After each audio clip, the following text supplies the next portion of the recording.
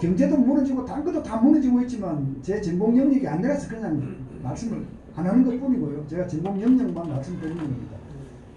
안보가 완벽 폭풍 앞에 서다. 완벽 폭풍. 혹시 이런 용어 들어보셨습니까? 예, perfect storm. 예, perfect storm. 이 용어는 기상학자들이 사용하는 건데, 따뜻한 바닷물과 저기압 공기와 뭐가 어쩌고 조건들이 공교롭게도 일시에 다 맞아 떨어졌을 때 엄청난 살인 폭풍이 만들어지는 거예요. 그걸 완벽 폭풍이라고 그러는데, 지금 우리 안보가요, 이 완벽 폭풍이에요. 맞아 떨어져도 이렇게 맞아 떨어질 수가 없어요. 그 중에 세 가지, 특히 가장 중요한 세 가지. 외교가 완전 고립되고, 동맹, 한미동맹 중요성 모르면 대한민국 국민이 아닌 겁니다. 사실은 정말 좀 드릴 말씀이 너무너무 많죠. 사실 제가 미국 좋아하는 사람 아닙니다. 어떤 사람 제가 한미동맹 주장하고 강조하니까 당신은 친미 사대주의 아니에요, 이렇게 얘기하는 젊은 애들이 있더라고요. 그래서 제가 혼을 내줬습니다. 나는 반미도 아니고 친미도 아니고 친한이다. 대한민국 국가 안보 이익만 생각하는 사람인데 어느 쪽이 더 우리한테 유리한가를 생각해서 유리한 쪽을 택하는 것이 내가 하는 일이다. 친미 반미 얘기 내한테 하지 말라. 네?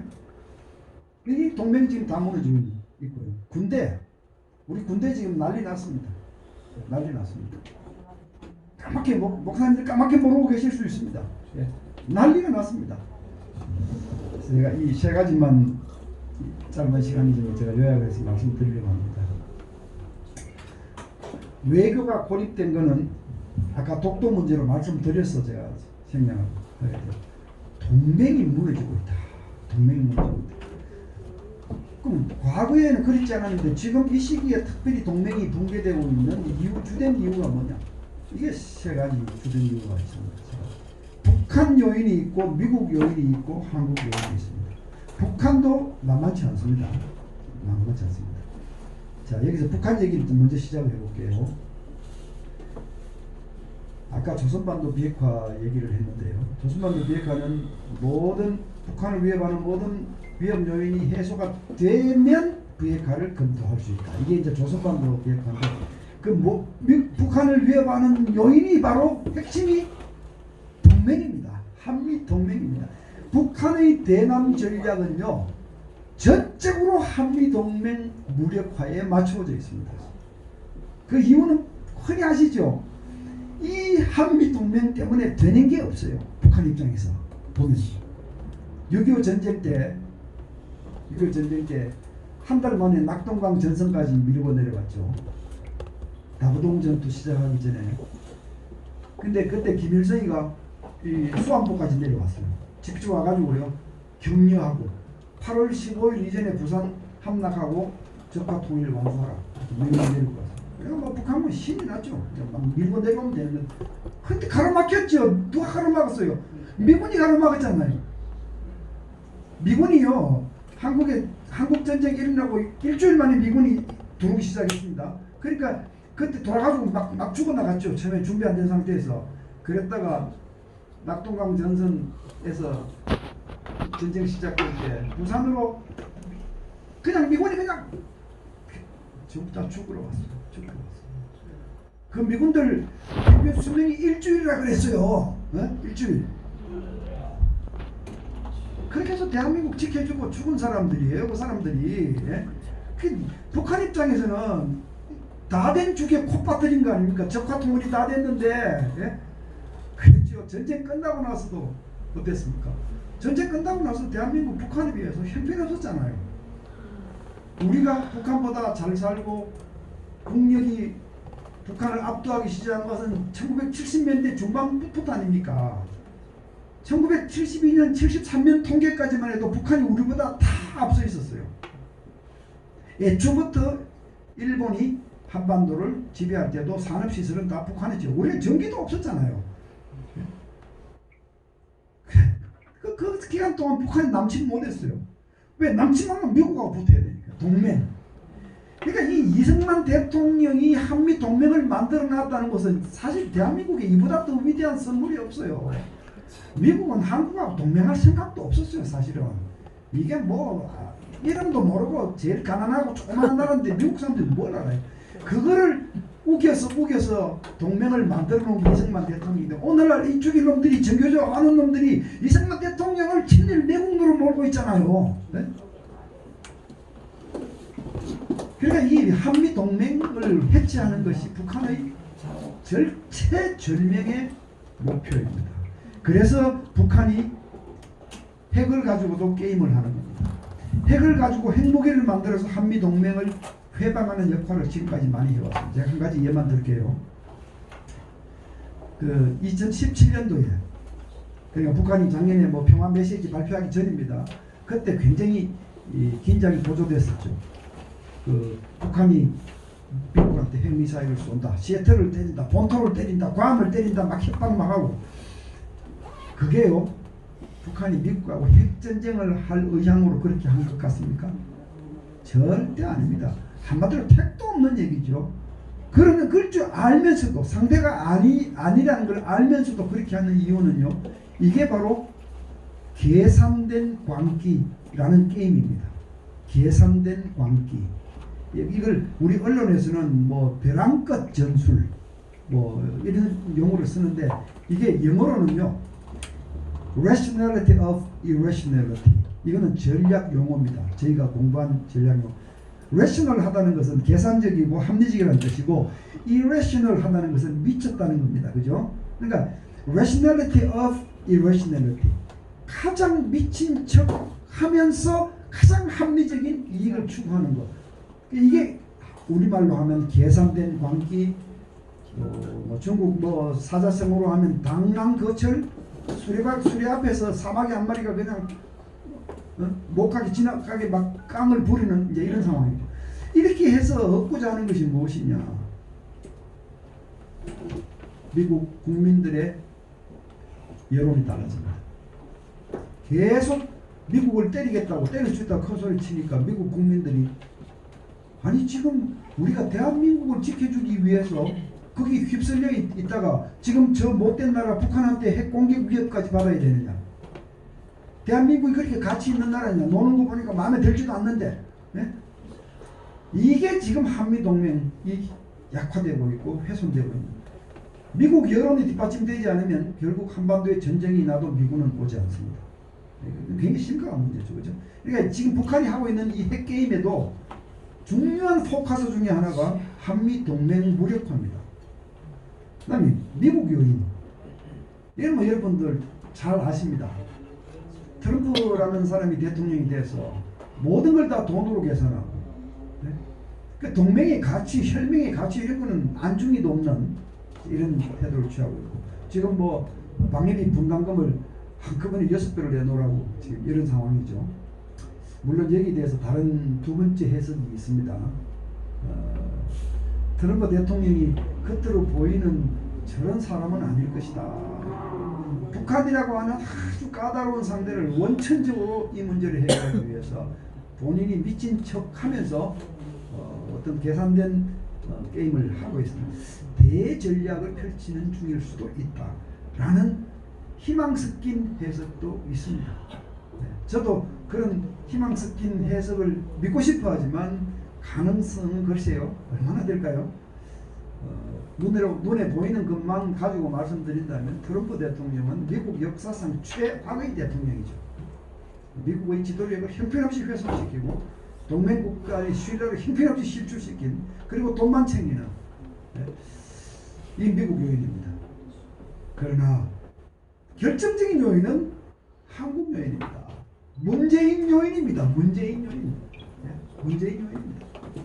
문재인이 좌파적 수정주의 정책을 취하고 있다. 이게 지금까지 문재인 정부가 해온 외교 안보 이걸 다 정리하면요.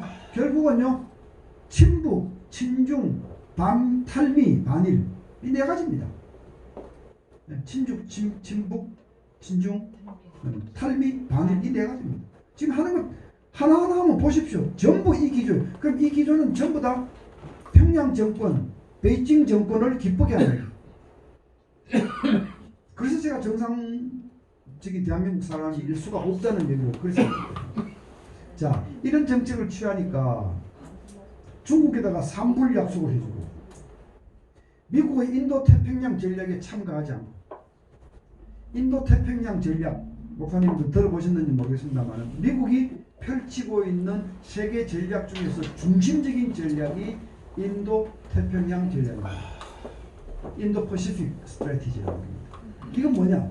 중국이 지금 막 그냥 패권 국가로 부상을 하려고 하니까 그리고 주변 나라들한테 막 누나를 부라리고 큰형님 형제를 하려고 덤벼드니까 미국이 이 중국을 적절히 견제해서 안정을 유지하겠다. 이게 인도태평양 전략이거든요. 인도태평양 전략을 성공적으로 펼치기 위해서는 동맹국들하고 협력이 필수적입니다. 그래서 소다자 체제를 가지고 있어요. 소다자. 그러니까 중국을 중심으로 이렇게 미국이 동맹국들과 포위망을 펼치고 있는데 소다자. 그러니까 이쪽 왼쪽에는 인도, 파키스탄 이런 나라들을 미국이 잘 다루어서 중국을 견제하려고 해요. 이쪽 밑쪽으로는 호주, 뉴질랜드 이런 나라들하고 미국이 동맹관계를 잘 활용하죠. 동쪽의 핵심은 한국, 미국, 일본 세 나라가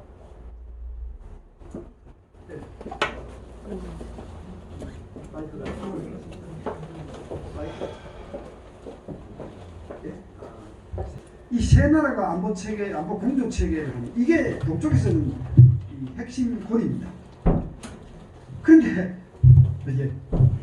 지금 우리 정부는 인도태평양 전략에는 동참하지 않겠다고 거부했어요. 그리고는 중국한테 삼불 약속을 해줬어요. 삼불 약속. 지금 사드를 더 가져오지 않겠다. 미국의 미사일 방어망 체계에 동참하지 않겠다. 한미일 안보 동맹으로 가는 일은 절대로 하지 않겠다. 이 선언은요, 미국과 결별하고 중국 편에 서겠다고 선언한 겁니다. 이 순간에도 우리 국민들이 이 심각성을 몰라요. 사실 지금은 우리 신앙인들이 비상이 걸리고 이대로 안 되겠구나 이렇게 해서 정광훈 목사님이 하는 집회에 그냥 수십만 명이 모이고 그나마 지금은 정신을 좀 차리신 거예요. 근데 그 당시에도 우리 전문가들이 엄청 많이 얘기했어요. 지금 이거 보통 문제가 아닌데 도대체 뭘 하고 있느냐. 결국은 그렇게 많은 분들이 모인 게 조국 사태 때문에 모였지 우리 얘기 때문에 모인 건 아니었어요. 지금도 아직도 정신 못 차리고 있어요. 지소미아 파기가 그래서 나온 겁니다. 한미일 체제를 깨고 중국 편에 서는 행동을 실제로 보여준 게 지소미아 파기 결정이에요. 이게 한국 요인입니다. 바로 이 세 가지 요인이 합쳐서 한미동맹은 역사상 역사상 가장 심각한 중병을 앓고 있고 이제 전쟁이 나도 미군이 온다는 보장 없습니다. 보장 없습니다. 많은 미국 전문가들이 지금 저렇게 놀고 있는 대한민국을 위해서 우리가 군대를 주둔시키고 돈을 써야 되느냐라고 반문하고 있죠. 그걸 불식시키는 방법은요 한 가지밖에 없습니다. 국민이 이게 우리 뜻이 아니었습니다. 문재인이 뜻이지 국민 뜻은 아니었어요 라고 보여주는 것 말고는 방법이 없어요. 지금은. 그런데도 이 오른쪽 밑에 한번 보십시오. 이 사람들 한미연합소 용산기지 안 된다. 빨리 나가라. 제가 그 2004년인가 3년에 국회의원들하고 같이 그 비엔나에 갈 일이 있었습니다. 그때 핵 문제를 가지고 핵 외교를 하러 갔는데 전문가가 필요해서 제가 같이 간 겁니다. IAEA 본부에 갔어요.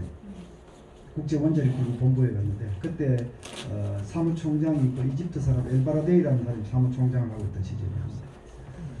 그 IAEA 그 본부 건물이요, 큰 건물이 있는데 거기서 제가 그 오스트리아 사람한테 물었어요. 이 IAEA는 UN 기구 아닙니까, 그죠? IAEA를 여기서 이 건물을 쓰게 하는 것은 건물을 임대해 준 거냐 하니까 임대해 준 거래요. 임대료 1년에 얼마 받느냐 제가 물었어요. 여러분 얼마라고 답했을 것 같습니까? $1. 일불입니다. 일불. 뭐 지금은 좀 바뀌었을 수도 있어요. 여하튼 그때는 그랬습니다. 일불이었습니다. 그 답은 뻔하잖아요. 왜 일불밖에 안 받는지 여러분 그거 모르십니까? 오스트리아는 약소국 아닙니까? 유럽에서는 약소국입니다. 그 사람 대답이 이거였어요. 우리 수도에 IAEA 본부가 있다는 사실만으로도 세계 군단이 지키는 것보다 더 강력한 방어력을 보여주는 것이다. 용산에 미군 부대가 있는 것이 전들 좋겠습니까? 우리 수도 한복판에 외국인 군대가 있는 거. 그러나 북한이 서울을 향해서 방사포를 쏘고 서울을 초토화시키게 또 포격을 가겠다고 생각하면 그 한복판에 미군이 있으면 함부로 포를 쏠 수 있습니까? 네? 저게 우리한테 어떤 역할을 하고 있는지를 좀 제대로 알고 얘기를 해야 될 거 아닙니까? 네? 누구는 외국 군대가 우리 수도 한복판에 있는 게 좋아서 지금 그걸 지지하는 겁니까? 근데 이 인간들은 보십시오. 이 인간들. 이것들은 도대체 무슨 교육을 받았는지 알 수가 없어요. 네? 이렇게 해서 한미동맹은 지금 위기에 빠졌습니다. 우리 군대 이게 정말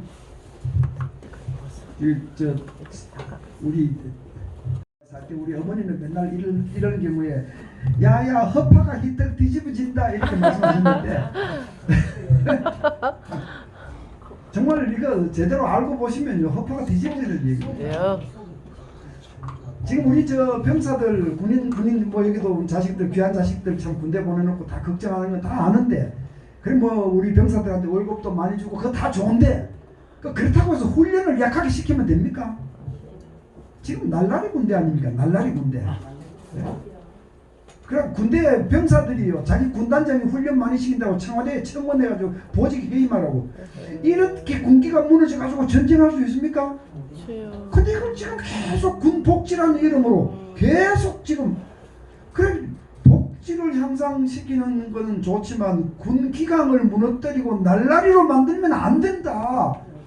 그런데 이 사람들은 날라리 만들려고 작정을 하고 지금 핑계를 대고 있는 거예요. 군인권센터라는 거 들어보셨죠?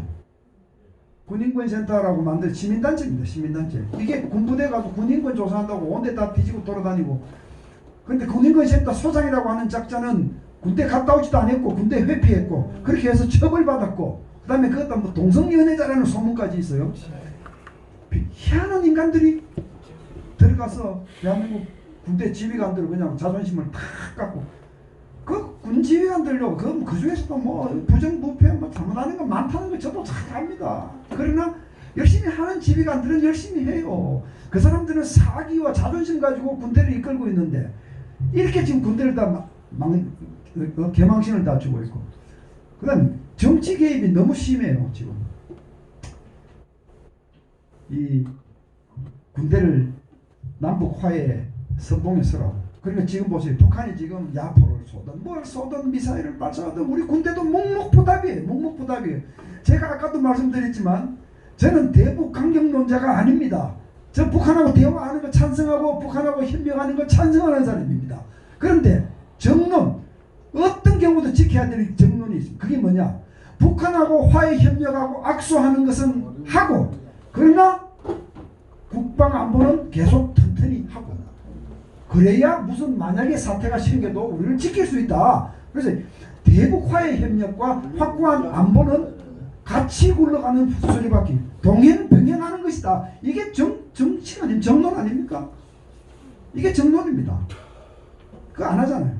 군대를 다 아니 정치인들은 자기들이 북한하고 화해 협력하고 싶으면 하라는 겁니다. 그러나 군대는 군대답게 해야죠. 군대는 군대답게. 그래야 우리가 기만을 당하더라도 대처할 수 있는 거예요. 군대를 지금 다 허물허물 수뇌부는 전부 다 말 잘 듣는 사람으로 다 채워놔가지고요. 참 한미 연합 방위태세, 한국과 미국이 했던 연합 방위태세, 연합훈련 이거 큰 것들은 많이 축소하고 중단했습니다. 그죠? 북한 군대는요 한번 보직 맡으면 그 보직이 6년 7년 막 가고 북한 병사들도 복무 기간이 최소 8년입니다. 8년, 최소 8년. 근데 우리나라는요, 복무 기간도 짧고 지휘관들도 한 보직에 1년 아니면 2년입니다. 길어야 2년입니다. 그래서 계속 보직을 바꾸는 겁니다. 그러니까 한미 군사 훈련을 1년만 안 하면요, 만약에 그 당시에 무슨 국가 비상사태가 생기면 우리 한국군과 미군은 훈련해보지 않은 상황에 맞닥뜨립니다. 보통 심각한 문제가 아니에요. 평소에 훈련을 하는 이유가 바로 그런 겁니다.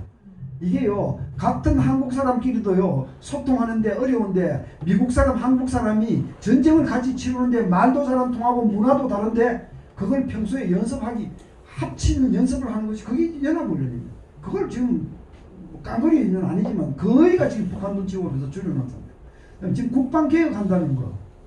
국방개혁 한다면서 복무기간 줄이고 또 병력 줄이고 사단 숫자 줄이고 지금 줄일 때가 아닙니다. 네. 안보 상황이 개선되면 병력 줄일 수 있죠. 그러나 지금은 안보 상황이 개선된 게 아니라 굉장히 어렵습니다. 지금은 사실 늘려야 돼요. 근데 지금 계속 줄이면서 한다는 얘기가요, 군대는 숫자가 아니고 기계와 장비로 싸우는 것이다. 군사력은 양이 아니고 질이다. 이런 얘기, 공자왈 명자왈 하는 얘기죠. 이게 지금 안보 전공한 저희들이 그 얘기 모르겠습니까? 네? 뻔한 얘기예요. 뻔한 얘기. 그런데 군사력은 양이 아니고 질이다 그러면요, 병력은 줄이더라도 아주 첨단 무기들 많이 쓰고 첨단 기법을 많이 사용해야 된다는 건데 그 예산은 어디서 나오는데요? 하늘에서 그냥 우리가 달라는 대로 뚝뚝 떨어집니까? 이게 예산 현실성하고 전혀 맞지도 않는 얘기를 계속하면서 국민을 호도하는 거예요. 저게 거짓말인 줄 눈이 뻔히 보이는데, 그런데 이 사람들은 텔레비만 나오면요 그냥 점잖하게 그렇게 얘기합니다. 요즘 전쟁 옛날처럼 그냥 무대기로 그렇게 하는 게 아니죠. 요즘은 다 첨단 장비로 하는 것이고, 다 이렇게 국민들이 다 그게 끄떡끄떡 거기다 끄떡끄떡 넘어가요. 아니거든요. 여전히 병력도 어느 정도는 중요해요. 북한이 120만 군대를 가지고 있는데 우리가 60만 가진 게 그게 많다고 해서 그걸 지금 줄이겠다고 전 난리를 쳐요. 네? 이거는 대한민국을 말을 먹겠다는 작심을 하지 않고는 지금 적어도 안보 정론, 안보 논리, 국방 논리에 맞추면 전혀 말이 맞지 않아. 전혀 지금 맞지 않는 짓을 계속하고 있다. 군대가 이렇게 지금 붕괴되고 있고, 이제 이거는 정말 여러분들께서 지식 무장을 하셔서 설교하실 때나 신도들한테 좀 잘 가르쳐 주셔야 될 문제입니다. 예비역 군인들, 예비역 장성들이 만든 대수장이라는 조직 들어보셨죠? 대한민국 수호 예비역 장성단. 네. 저는 제가 그 조직을 만들 때부터 기획 역할을 했던 사람입니다. 저도 거기에 회원이지만 그 대수장에 장성 출신이 아닌 민간인이 딱 한 사람이 있습니다. 그게 접니다. 근데 그 대수장이 950명, 예비역 장성들 950명 정도가 있고, 이분들이 자기 연금의 일부를 냅니다. 나라가 어려우니까 이렇게 하자 해서 이제 그 돈으로 지금 우리가 활동을 하고 있는 겁니다. 그런데 대수장 그 안에는 원로군인들이 많고 국방장관을 지낸 분이 9분이 있고요. 대장 출신이 70명 정도 되고요. 근데 이분들이 전현 국방장관 2사람을 고발했습니다. 검찰에. 지난 9월 17일 날 고발했습니다. 할렐루야. 그 원로 장군들이 자기 군 후배인 송영무, 정경두 2사람을 고발할 때 그게 편하게 그냥 아무렇지 않게 결정했을 것 같습니까? 그 고발 발표할 때 저도 국회에 가서 같이 그 자리에 있었는데 정말 큰 고심 끝에 고발을 결심. 그 이유가 이런 데 있는 겁니다. 이제 오늘 이거 지금 들어보시면 기가 찰 오르십니다. 평양에 가서, 작년에 평양에 가서 남북 군사 합의서라는 걸 서명을 했어요. 그건 그까지 다 아시잖아요. 그게 어떤 건지는 잘 모르시더라도 그 사실은 기억하실 겁니다. 그죠? 그 안에 내용이 어떤 거냐면 주된 내용은 이겁니다. 바다와 하늘과 땅의 평화구역, 완충구역을 서로 정해서 합의를 해서 이 구역 안에서 일체의 적대 행위를 서로 하지 말자. 이렇게 해서 군사 긴장을 해소하고 불필요한 충돌을 막자. 이게 그 골자입니다. 자, 그 골자가 얼마나 우리한테 불리하게 되어 있는지를 이제 지금부터 제가 좀 설명을 드리려고 합니다. 시간이 이미 많이 됐죠. 네. 목사님 괜찮습니까? 혹시 지겹지 않으십니까? 너무 상세하게. 자, 바다를 한번 보시겠습니다. 바다를요. 이 바다 여기서부터 여기까지 지금 눈에 보이시는 요게 적대 행위를 하지 않기로 합의한 구역입니다. 해역입니다. 바다입니다. 그죠? 그런데 지금까지 경계선이 요거거든요. 근데 이게 북쪽보다 남쪽이 훨씬 더 많이 내려와 있어요. 그러니까 일단 거리면에서 사실 우리가 양보를 많이 한 건데, 오케이, 그거는 고사하더라도요. 이 안에서 이 황해도, 그러니까 이 바다에 면한 북한 땅이 황해도인데, 이 황해도 안에는요, 이 황해도는 바로 우리의 수도권을 압박하는 지역입니다. 북한들은 여기에 사군단, 북한군 사군단, 북한의 정예부대들이 저기 잔뜩 들어있어요. 그리고 해안에는 그냥 해안부 쫙 깔려 있고, 뭡니까? 저 부양정, 공기 부양정, 적각 출동해서 침투할 수 있는 부양정 기지에서부터 쫙 깔려 있어요. 그런데 여기에서 상호간에 훈련하지 않고 포사격 훈련하지 않고 포들은 전부 다 덮개를 덮어 씌워서 서로 이렇게 저기를 표시하지 않기로 이렇게 다 합의를 했는데, 그럼 우리는 어떻게 해야 되겠습니까? 우리 해군 여기서 기동훈련 못 하는 겁니다. 함대 기동훈련 다 안 합니다. 안 하고요. 그다음에 우리 백령도 연평도에 있는 해병대는 어떻게 해야 됩니까? 우리 해병대가 가진 주 무기가 자주포입니다. K9 자주포입니다. 북한이 쏘면 우리도 쏘는 자주포입니다. 근데 여러분들 운전을 해보시면 아시겠지만 내 차 운전하다 다른 사람 차 운전하는 게 쉽습니까? 그러니까 이 포를 정확하게 때리기 위해서는 항상 자기가 만지고 있는 그 포를 가지고서 포격 훈련을 해야 되는데, 여기서 못하게 하니까요, 이 해병대 백령도 장병들이 육지에 나와서 다른 군인들이 쓰는 자주포 가지고 포격 훈련을 해요. 그게 잘 맞겠습니까? 실제로 돌아가서 땅기가 연습하는데. 예? 그런데 이 입지를 한번 보십시오. 입지를. 북한은 여기에 대병력이 잔뜩 육지에서 언제든지 우리를 위협할 수 있고, 우리는 지극히 취약하잖아요. 우리 섬들이 북한 육지를 마주보고 있는 지역이잖아요. 그죠? 여기서 우리 훈련 안 하는데 이게 지금, 예? 도대체 이런 식으로 가면 우리 서북 도서들 이거 무력화되고, 이제 북한이 이제 서해 NLL을 이제 그냥 까뭉개고 우리 수도권 옆까지 밀고 올 수가 있다. 이 지역은 우리 수도권의 바로 옆구리에 해당하기 때문에, 우리 수도권 옆구리가 취약해지면요, 인천공항, 인천항, 서울, 우리 대한민국 GDP의 절반을 다 생산하는 데가 이 수도권인데, 이 수도권이 취약하면 대한민국은 병신되는 거예요. 네? 그러니까 이렇게 해프게 약속을 했다고 해서 이제 전문가들이 많이 비난을 했는데, 안으로 들어가면 더 기가 막힙니다. 지금 요거 강화도입니다. 여기에 강화도입니다. 휴전선 철책선이 있는 것은요, 요 지역에서 끝나고요. 그러니까 여기서부터 저 동해안까지 철책선이 이렇게 있고요. 여기 한강 하구인데요. 여기서 한 70km 정도는 그냥 넓은 강입니다. 넓은 강. 여기 인천 여기까지 이거는 철책선이 없습니다. 그냥 물입니다. 물. 이것은 지금 중립국 유엔 사령부가 관할하는 중립지역이죠. 그래서 저는 철조망은 없지만 사실상 국경선으로서 양쪽을 이렇게 마주보고 대치하고 있었는데, 이게 남북한에 협력한다면서 이거 끝나자마자 배를 타고 북한 전문가 남한 전문가가 같이 한 배를 타고 수로 조사를 했습니다. 그거 기억하시죠? 수로 조사. 어디가 깊이가 어떻고, 저 그 지역에 대한 정보를 북한에 다 알려준 겁니다. 세상. 저게 북한이 잠수정이 침투하고 북한군이 침투하기 위해서 필요한 정보를 그냥 알려준 거예요.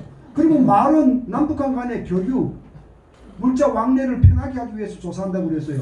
아니 북한하고 남한하고 길이 멀어서 지금 교류를 못합니까? 우리 항구가 없어서 교류를 못합니까?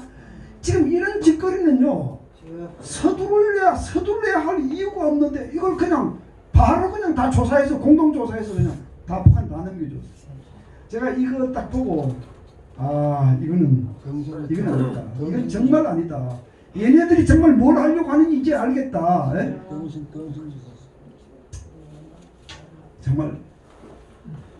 정말 기가 막힙니다. 이 서북도서 이 서해 NLL을 지켜내지 못하면 우리 오늘 이런 회의도 이런 모임도 못 가질 수도 있습니다. 네. 대한민국 생존에 바로 직결되는 곳이 바로 이 해역입니다. 여기서 정말 철통과 같이 지켜고 빡빡하게 우리가 지켜야 되는데 허물 다 내주었습니다. 공중적대구역 얘기를 하면 더욱더